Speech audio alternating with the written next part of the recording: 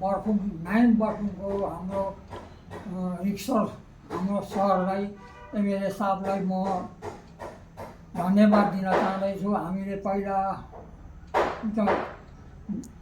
19मा अगाडि काउन्टिङको अगाडि हामीले हाम्रो मुख्यमन्त्री साहबलाई एउटा स्कुल र बाटोको हामीले एउटा लिङदिङबाट गएर हामीले माग राखेको थियो।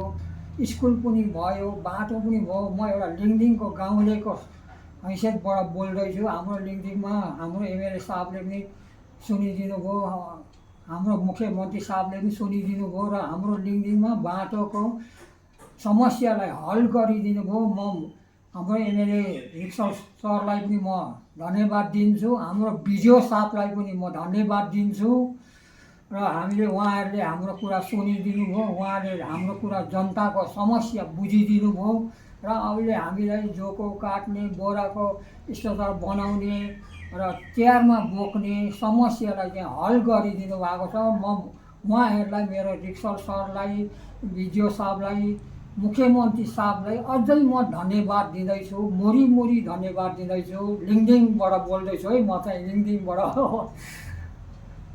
ल ल।